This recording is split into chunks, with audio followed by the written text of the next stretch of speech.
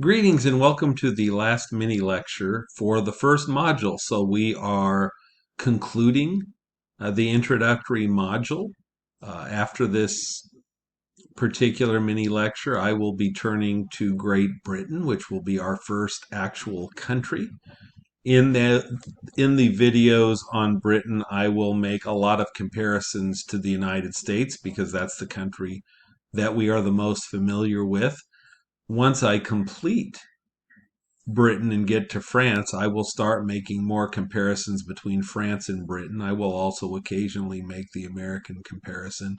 And then when we get to Germany, I will make comparisons to both France, Britain, and once again to the United States. So I will try to build on the knowledge that we are acquiring throughout this course. And hopefully these mini lectures are making sense to you. Once again, I encourage you to come to the Zoom office hours. Give me your impressions of what you think, what is making sense, what might not be making sense. How can I improve things, make them a bit easier for you, although at least the initial things that I've heard have been positive. So here we go. The last topic of the page, constitutions and constitutionalism. In the United States, we kind of make the assumption that the two concepts are synonymous because we do have a written document that we call the Constitution. We consider the Constitution the supreme law of the land. In fact, in the American political system, we have what might be called constitutional supremacy. Some countries don't have a written document that they would call a constitution, like Great Britain. And in Great Britain, there is parliamentary supremacy. In other words, if Parliament, which in this case would be the House of Commons, passes a law, there is no one there to tell them it is unconstitutional. There are no checks and balances on it. So just as in America the Constitution is supreme, when we get to Great Britain, Parliament or the House of Commons is supreme. Now, just because you have a written constitution does not mean that you have constitutionalism. I used some examples of countries that had very elaborate, in fact, longer, more detailed constitutions than the United States. And yet those countries did not have meaningful constitutionalism. For example, Nazi Germany and the former Soviet Union. The Nazi Constitution did not restrain Adolf Hitler's political power in any meaningful way. And the Soviet Union rewrote its constitution in 1936 under Joseph Stalin.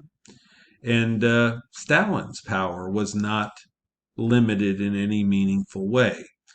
Both countries had a written constitution, neither had constitutionalism. The most significant political event that occurred during my teenage years was this event called Watergate. It's an event that you may know something about, but maybe not a whole lot. But Watergate is an interesting case study that illustrates the difference between the United States and the Soviet Union.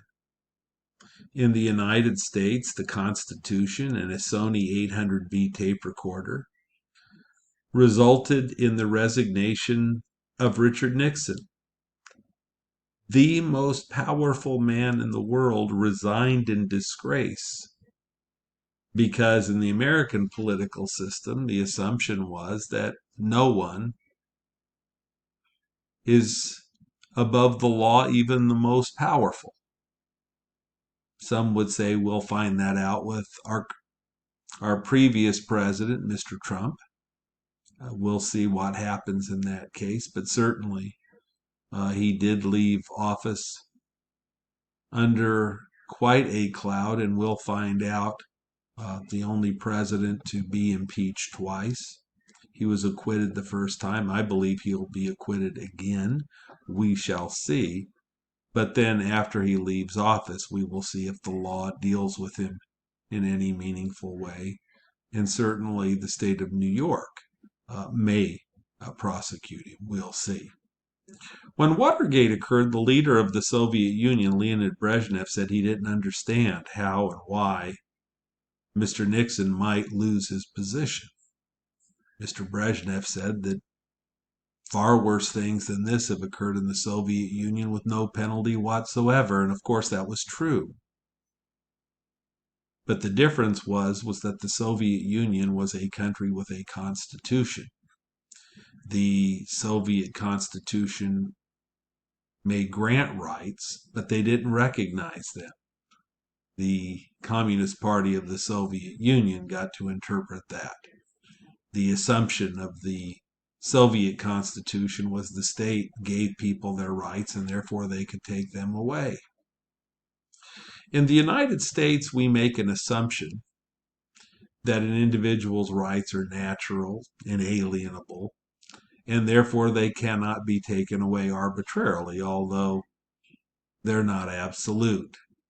Don't go into the theater tonight and yell fire and cause a panic, and certain forms of speech are not merely advocacy, they're incitement and not protected by the First Amendment. But it is remarkable how many rights individuals have and how many court cases have resulted in average ordinary people like you and me prevailing against the power of the national government, of state governments, and of local governments. When I look at the Constitution in our country, I see it as a power map for the political system. A constitution often provides the basic framework and laws for a state. And so when we look at Great Britain, it is one of those rare oddities.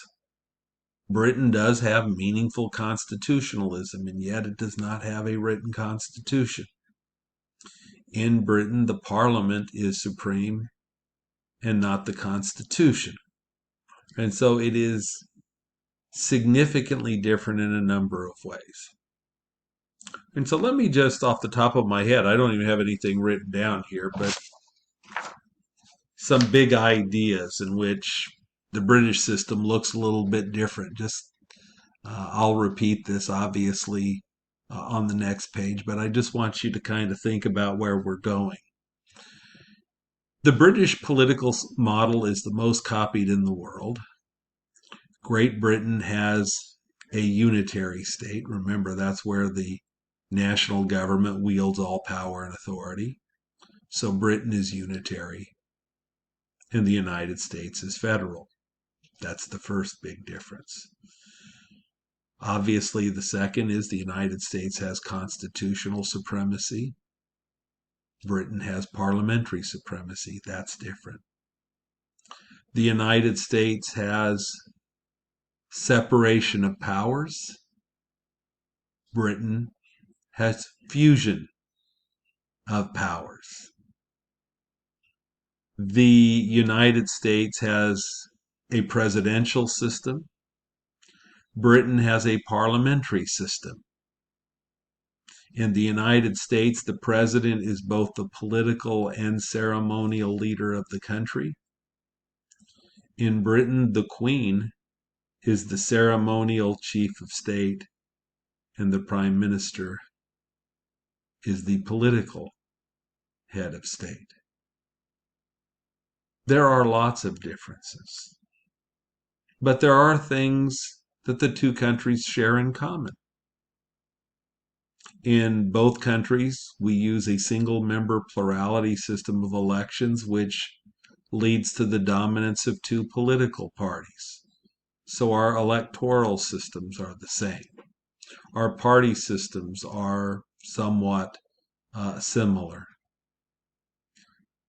Both the United States and Britain have been blessed by geography. I will talk about this at length. In the case of both Britain and the United States, the major wars that we've been involved in have been fought on someone else's turf. Think about World War I and World War II, the two major wars of the last century. Both of them were fought on European soil, on Asian soil. You could argue that there was Pearl Harbor, an attack on American possession. It wasn't even a state at the time, it was an American possession. Certainly, you could talk about the German blitz of London and other cities.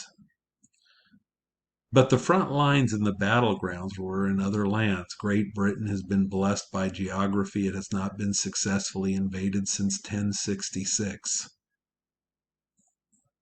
The United States has not been successfully invaded since, you could argue, the War of 1812, but even in that case, the British occupied Washington for a brief period of time and then left. So in the case of Great Britain, our first country, it's an interesting country. As I mentioned earlier, it is the country that is in virtually every comparative politics course that I've ever seen that uses the case study method. Britain is the country that everyone learns first. So in Module 2, we turn to our first case study of comparative politics, Great Britain. Hope you are having a wonderful day, and I look forward to speaking to you again very soon.